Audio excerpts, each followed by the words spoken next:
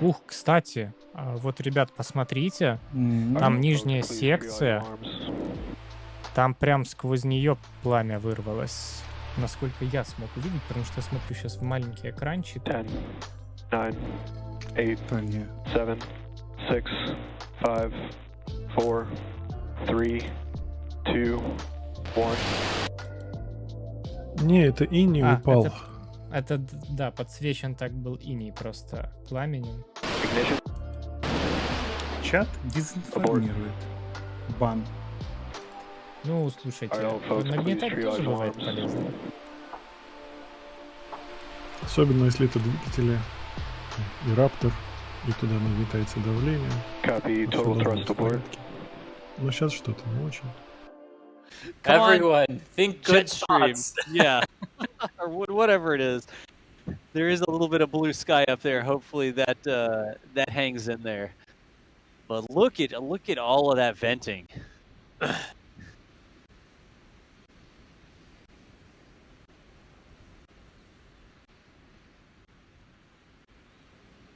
Coming up on about 7 minutes before launch. Everything appears to be on track from what we can see. And if this follow, yeah, so exactly. Sorry. I started a sentence and that was wildly inaccurate to what was going on. Sorry. Well, better to Joys stop of than to live keep talking, I suppose. Yeah. Hey, if you make a joke about it, it's far better.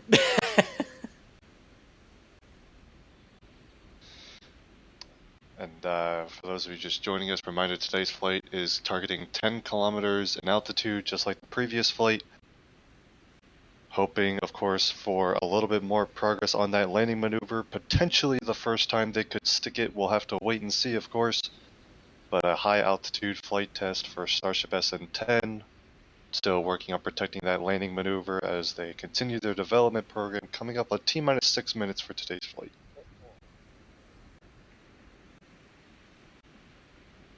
See there too, the on the right hand side, the smaller tank is Starship SN 7.2 testing a new 3mm steel.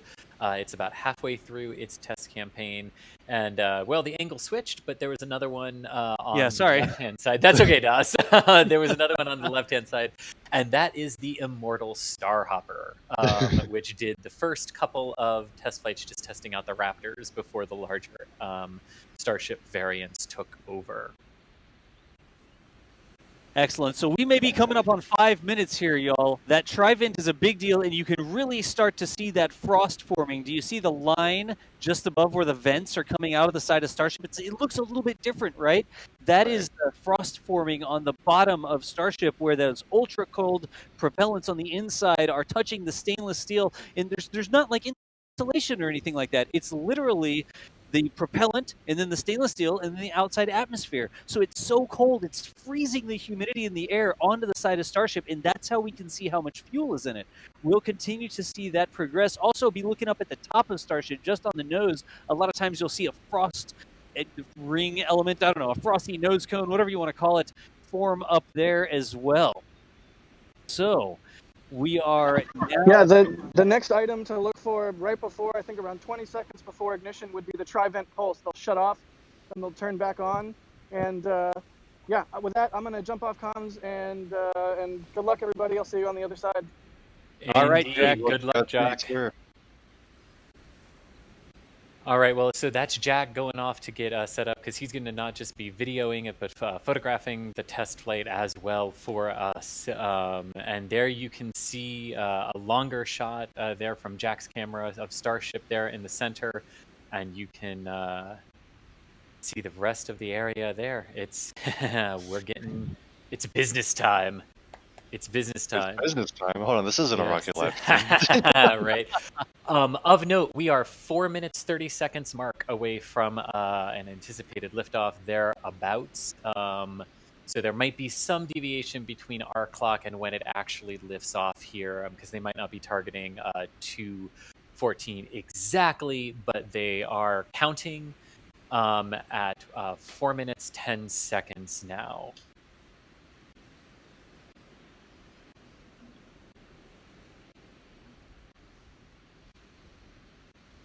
And we're frantically checking all the things. Like, is everything recording? Do we have feeds coming in from everywhere? Is everything ready to go? Like, realistically, there's a lot that happens even for us here. So, indeed. So far, everything is still progressing well. Elon also just tweeted T-minus 5 minutes. He's a little behind on the actual counter, but confirming that it's all on track. I have synced our clock with SpaceX's clock as best as possible, but if there's a built-in hole last minute, that could shift. So keep that in mind, but I'm going to zoom this camera out a bit, DOS, for the flight. So yep, sounds good. Switch to the other one. Switch one? I don't even know where to switch anymore. I'm just frantically clicking on cameras. It's like, this one, that one, the other. Do we have BCV where we want it right now with a crane in shot? Yes, that's what me and Brady were discussing. If you want to try it tighter, we can, but we're trying to get the entire flip from BCV.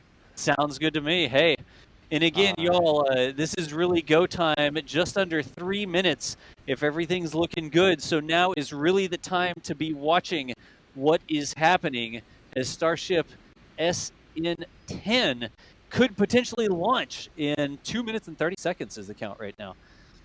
Yes, indeed, and that count continuing to go well at this point. Clock is ticking, which we like to see. We like to see ticking clocks, that's for sure. We don't like to see old clocks or aborted clocks or anything like that. Ticking clocks is the state of the clock. Okay, Josh, I need to beach camera quickly. This is how we do it. And NASA spaceflight. There you I go. verified that the camera is focused live in front of 200,000 people. Or 100,000. I think it looks reasonable. It's hard to tell this far away with all the heat distortion. Again, our count might be off by a couple of seconds. Yep. We're going to see. There's ignition. And abort. Abort. That looks like an abort.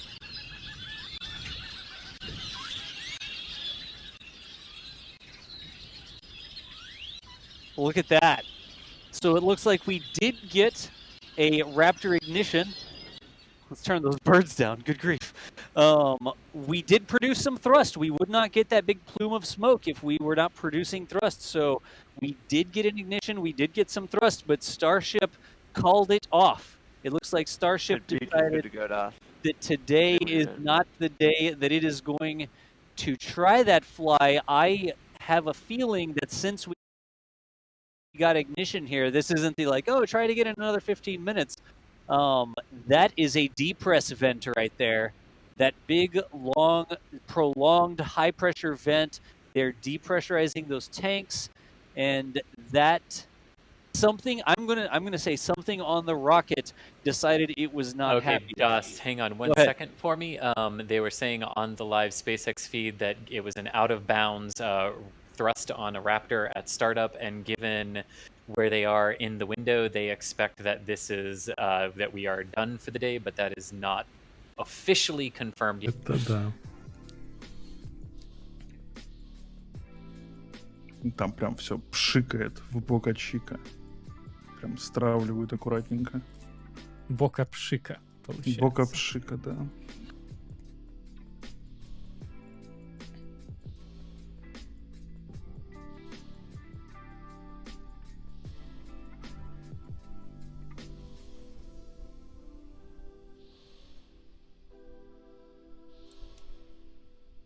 Александр Петров, спасибо вам большое за поддержку. И также приветствуем Степана Резникова, который продлил свою подписку на канал, Виталий Данилин, Павел Финов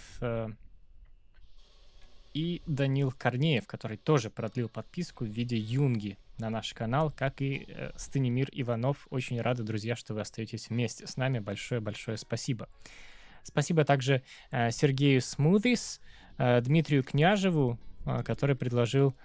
да, это было предложение угадать, в какую клетку не попадет кусочек корабля. Кстати, вот у нас сейчас побольше зрителей, чем было на тот момент. Еще раз выведем картинку с бинго тогда. Друзья, но Старшип ни в одну клетку не попал, как бы. Ну, пока да. Пока, знаешь, даже те, кто в вопросе участвовали, из них тоже никто пока не угадал, как прошли испытания. Потому что у нас такого варианта даже и не было.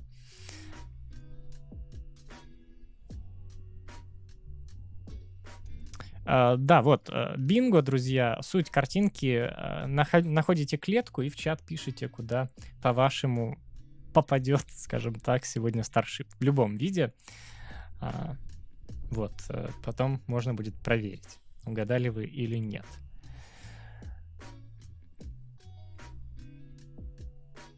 Андрей Милевич и Алекс, огромное вам спасибо за шведские и чешские кроны, если я не ошибаюсь, соответственно. И Екатерина С., спасибо за поддержку. Нам очень приятно, что у нас столько спонсоров сегодня.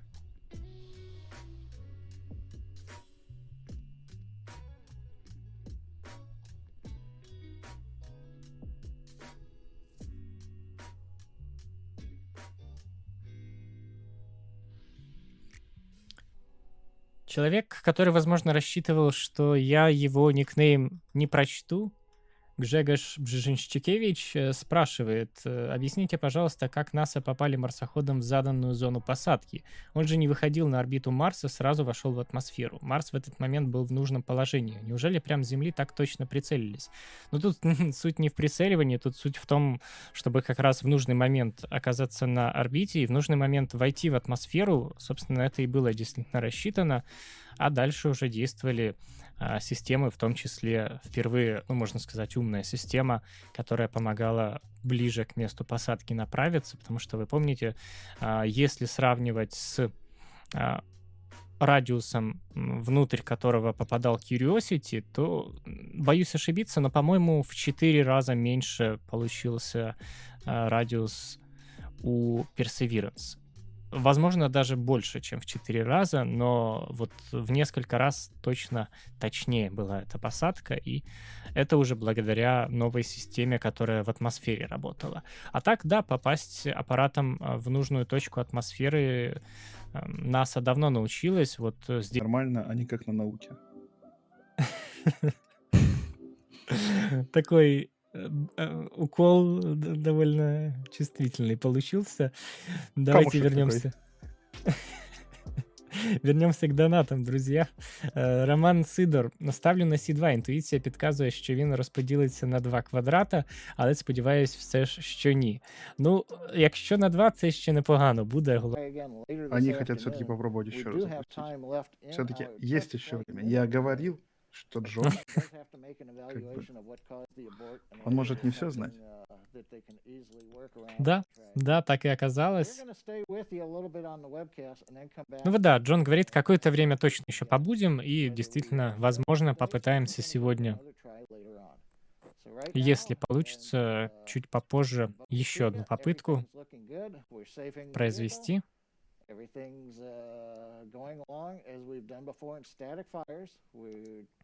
Кстати, вот когда SN8 испытывали, тогда зажигания не было рапторов, да? Там просто остановили таймер, я помню.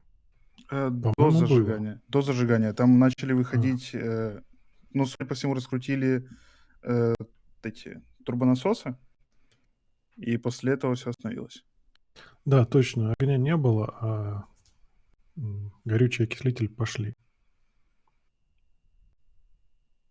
Да, вот дыма без огня не бывает, а испытания старшипа без реактивного пламени, к сожалению, происходят. И, ну что, друзья, давайте... Сколько там по времени получается? Где-то минут 20-30 вроде как им нужно на повторную. В прошлый раз, по-моему, около 40 было. Но вот трудно сравнивать, конечно.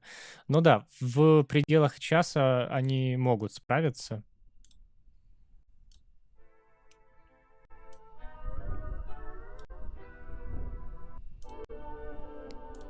Мы тем временем вернем музыку в эфир, потому что с ней как-то веселей.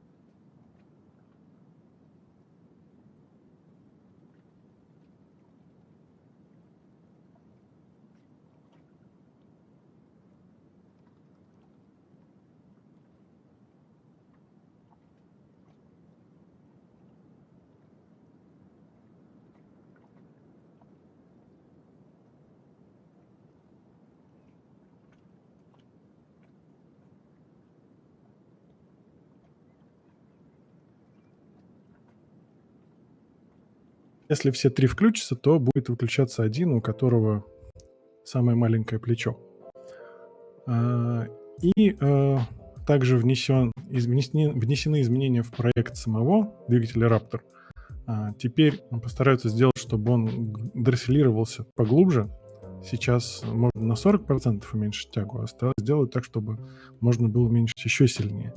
Чтобы все 3 двигателя дросселировались, и Starship совершал посадку на 3 двигателях. Чтобы, если вдруг что, можно было очень быстро отреагировать, изменив тягу всех включенных оставшихся 2 двигателей. Вот такой интересный план. Сработает ли? Сегодня, естественно, рапторы дросселируются только до 40%. Это дело не быстрое, сложное. Надо перепроектировать газогенераторы, потому что это горение в них ограничивает дросселирование. Вот, посмотрим, что получится. У меня личное ощущение, с рациональной точки зрения, теперь должно все получиться, потому что уже 2 проблемы были выявлены.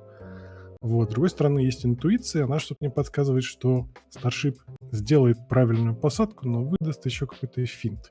Вот посмотрим, что лучше у меня работает, рациональное мышление или интуиция. У меня вот, честно, тоже такие двойственные ожидания, двойственные чувства вообще от этих всех испытаний. Но я надеюсь, что будет успешная посадка, и все-таки все сработает как надо, и опоры будут хорошо работать, и движки отработают, и хватит возможностей Старшипу для того, чтобы, собственно, сесть. У нас, друзья, остается действительно около 20 минут ориентировочно до начала испытаний. Конечно, когда испытания начнутся, SpaceX должны запустить собственный стрим, собственный эфир, где в нормальном качестве будет все видно, как это было в предыдущие разы. Так что не переживайте, без качественной картинки мы вас не оставим. Ну, а уж без качественных комментариев вы уже не остались. Так что привет всем, кто вот недавно к нам подключился. Уже почти 9000 зрителей у нас в эфире. Очень-очень рады всех видеть и читать, в том числе ваши комментарии. Пользуясь паузой, кстати, хочу предложить вам, друзья, сыграть в посадочное бинго. Есть у нас изображение, я сейчас его выведу на экран. Это площадка, на которую будет садиться Starship sn10, и такой классический для космолюбителей, для тех, кто следит за посадками SpaceX в целом, классический небольшой квест угадать, в какую из клеток будет садиться сегодня Starship. Поэтому выберите клетку, то есть найдите слева по вертикали букву, справа по горизонтали цифру, выберите для себя какую-то клетку и пишите. Вот уже в чат люди вовсю пишут. Пишите, куда, по-вашему, сегодня сядет или попытается сесть Starship. Зверя, привет, рады тебя тоже видеть на нашем сегодняшнем стриме. Ух. Other launch sites of this caliber, it is actually a pretty small area. So I think they're going to need all the space they can get. So I mean, I don't think the initial orbital launch site will use any of the tank farm or the facilities at the suborbital site for the most part, but in the future as they expand operations, it would not at all surprise me if they make use of that land once they're done with suborbital tests. That's exactly what I was thinking, because the amount of capacity they'll need for Super Heavy is going to be astonishing.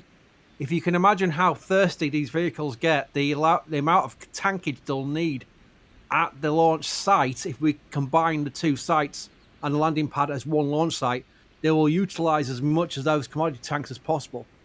But also, I just find it completely fascinating that it's not just that launch site in play. They're also going to have the oil rigs, which will be converted. It really is astonishing what's going to be happening in the next few years with this vehicle. We were all excited about Starhopper. Starhopper doing 150-meter hop, that was just like the highlight of the year. It was amazing. And then you saw SpaceX achieve the big milestone, the most important milestone, and I would say even more important what's happening right now, which was returning US domestic crew launch capability back to the United States. That was beyond more important. People say, oh, Starship's more important. No. That was more important because that was so essential for the United States, not just SpaceX and not just NASA, but for the United States as a country to regain its commercial, it's literally its own crew capability back since Shuttle. They had lost it. Hey, Michael, we can hop back over here to Mars Cam. If you could bring up the timeline. There we go. The skirt vent is the next thing we're looking for, and we might be able to see it here in a second. That's the next thing that happens after propellant loading starts. And that's a pretty, typically about 17 minutes beforehand, maybe a bit longer, but yeah, we will keep watching for that. And as soon as we see it, we know that means about 17 minutes. Excellent. Again, y'all. Right, so that anticipation is building, and I feel myself getting excited now. Yeah. That we had there was courtesy of Adrian, one of our forum members, I guess one of the members, who keeps track of all this in the spreadsheets. And so it's like, here are the different things that we observe, and here's the timelines that we've observed. There's actually a shirt in the shop that thank you. I know, Jack, was that where you were going? That's where I was trying to go. Yeah, that's why I wanted to chime in, because right now we are in the testing corridor. We are able to predict things based on Adrian's data. And if you are wondering where in that corridor we are, look down at your shirt. If your shirt doesn't tell you, get a better shirt. Down at your shirt. Nice. Just really quickly, this is what we're talking about, Michael. So we can see him drive by in the foreground there.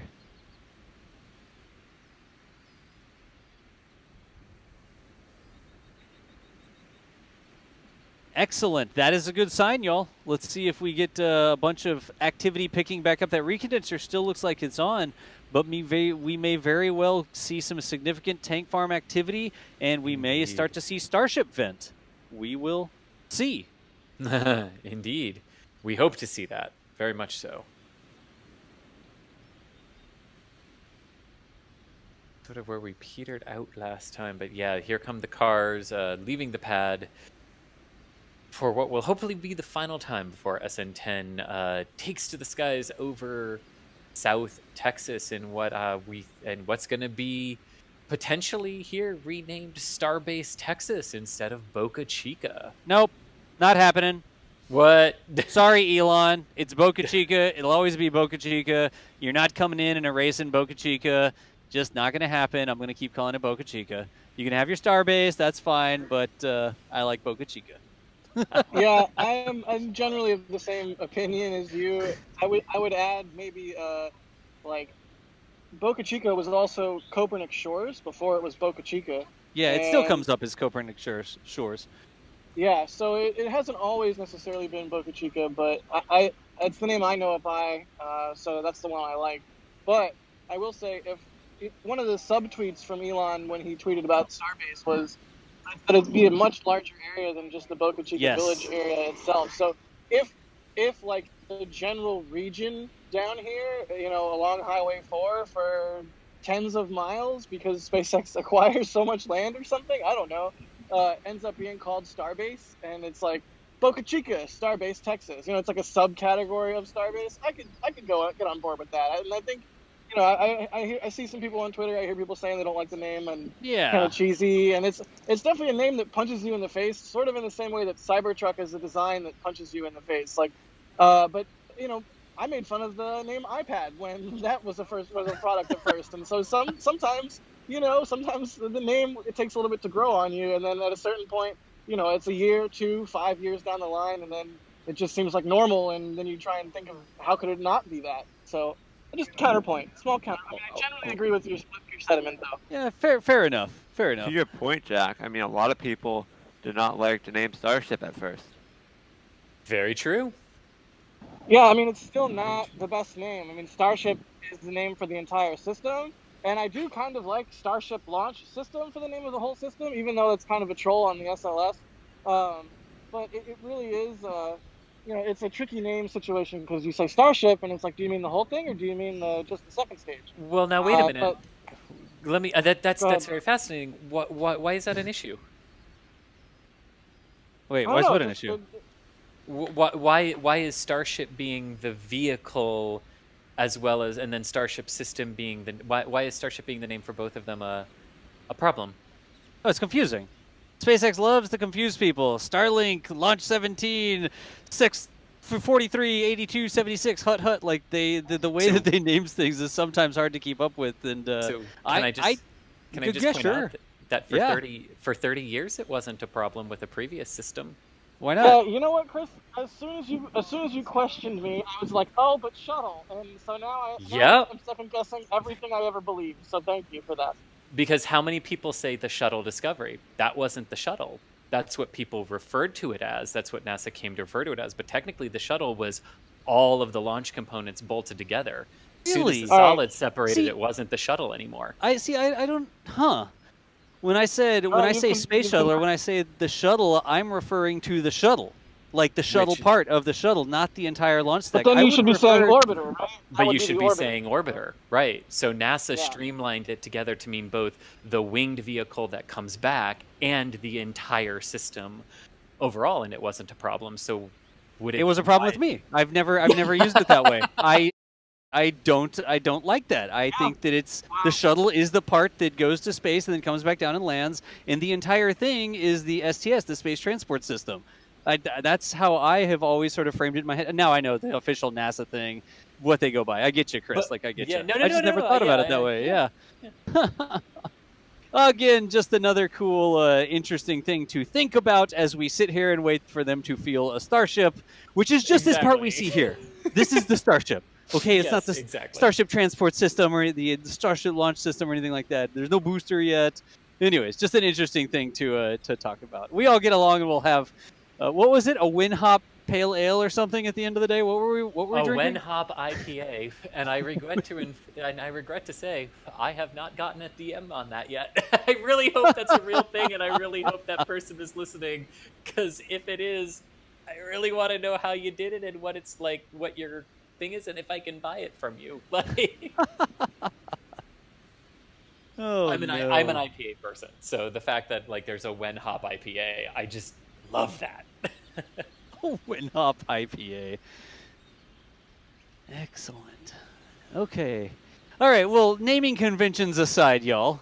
Thank you so much for hanging out with us. We just saw the pad get cleared out again, and hopefully we're going to see that tank farm activity spool back up again. We know that we were having, we know SpaceX was working some issues with the ground service equipment there based on a tweet from a reporter who was talking to a source or something along those lines. And so we are hoping that SpaceX is able to get this going again and show us a launch of SN10 here today. But we're all the way back down to pad clear. Hopefully we see the recondenser activity really start up in earnest again, and then we see really what we need to progress to is venting from Starship. So we need to see some venting coming from the side of Starship, indicating that they've actually started to put fuel in it. That's the next big sort of milestone we want to get back to, because we didn't quite get there before. But we continue to stand by and watch. I keep trying to catch, there's this, there's like a turkey vulture or something out there just sort of gliding around, and every now and then it just hovers in the frame. We'll watch here for a second and see if it shows up. But I keep seeing it out of the corner of my eye. Anyways. Yes. What haven't we? I mean, we've done everything we're supposed to do, right? We keep trying to read super chats.